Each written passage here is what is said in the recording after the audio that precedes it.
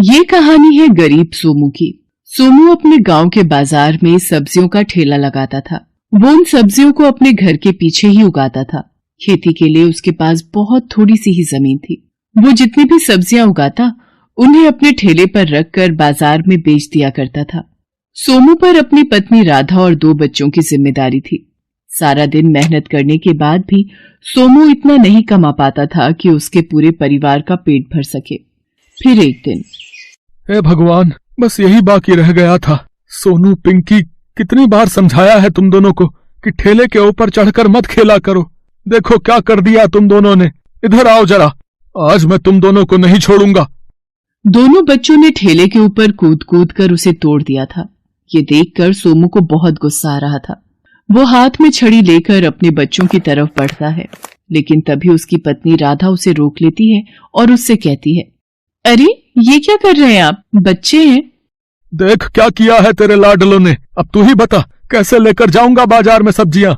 सोनू, पिंकी, चलो माफी मांगो बाबा से। सच में इस बार तो तुम लोगों ने बहुत बड़ी गलती की है। माफ कर दो बाबा, जानबूझकर नहीं किया। हाँ बाबा, गलती हो गई, माफ कर दो। आगे से कभी ठेले पर नहीं चढ़ेंगे। अब क्या नहीं चढ़ोगे? ठेला बचा ही कहाँ है? सालों पुराना ठेला था मेरा, किसी तरह काम चला रहा था। अब तो इसकी मरम्मत भी नहीं हो सकती और नया ठेला लेने के लिए मेरे पास पैसे नहीं है। सोमू उदास होकर वहां से चला जाता है और घर के पीछे जाकर सब्जियां तोड़ने लगता है।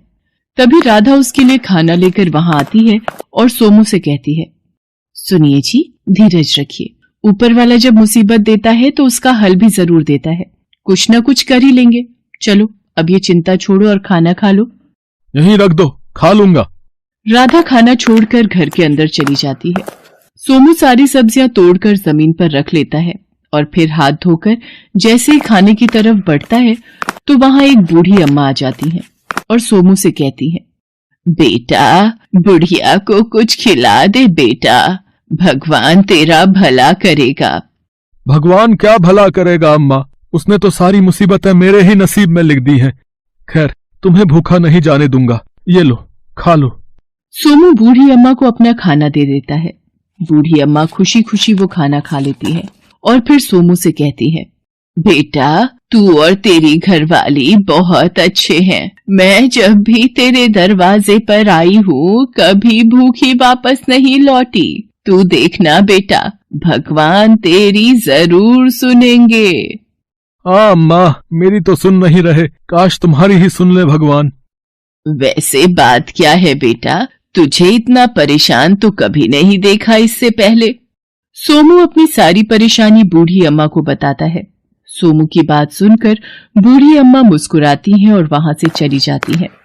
फिर कुछ ही देर बाद वो बूढ़ी अम्मा वापस आती हैं। उनके हाथों में एक बड़ी सी टोकरी थी।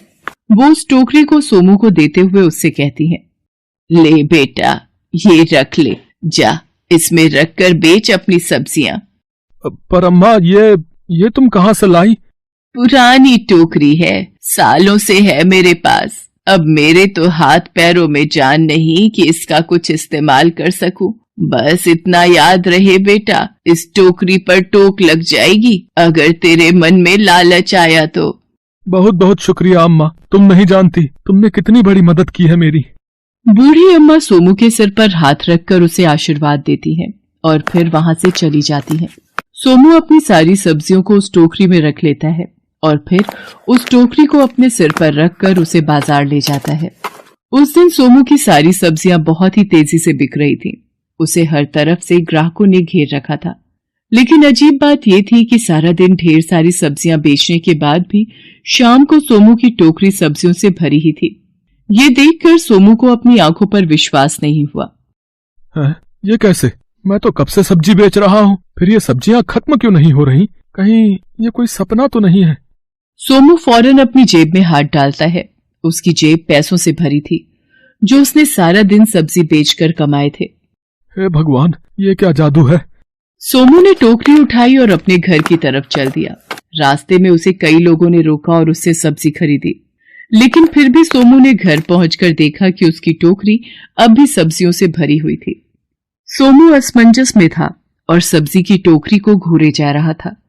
तभी उसकी पत्नी राधा वहां आ गई और सब्जी से भरी टोकरी को देखकर बोली, अरे ये क्या, आज एक भी सब्जी नहीं बिकी? ये टोकरी तो वैसी की वैसी ही है जैसी सुबह लेकर गए थे।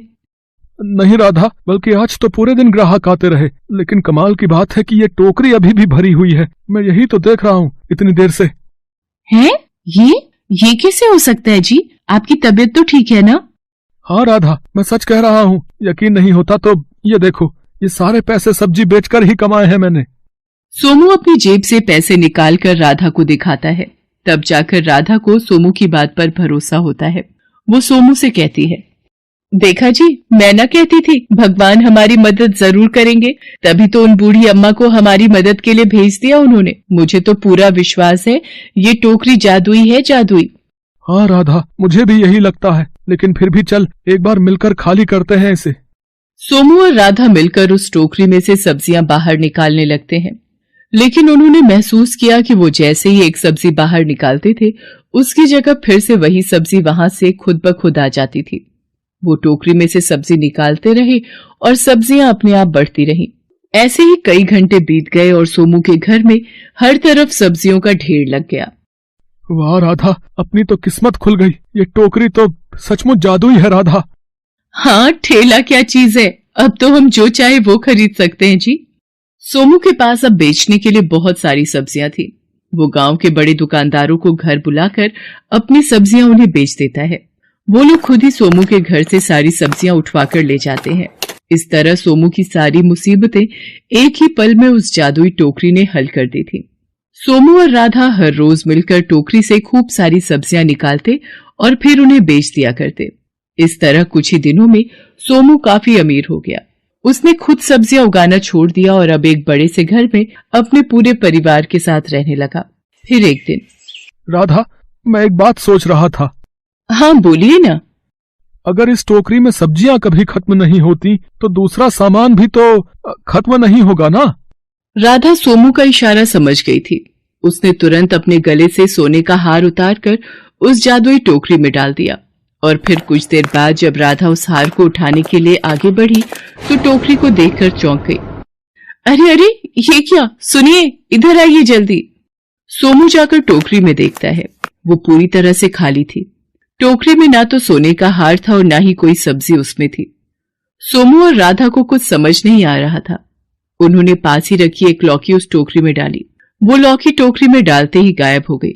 सोमू ने अपना सिर पकड़ लिया। अब उसे बूढ़ी अम्मा की कही आखिरी बात याद आ रही थी। बस इतना याद रहे बेटा, इस टोकरी पर टोक लग जाएगी अगर तेरे मन में लालच आया तो। सोमू समझ गया था कि उसे उसके लालच की सजा मिली है। वो टोकरी अब भी जादुई थी, लेकिन उसका जादू सोमू को अमीर नहीं बल्कि वापस गरीब बनाने के लिए था।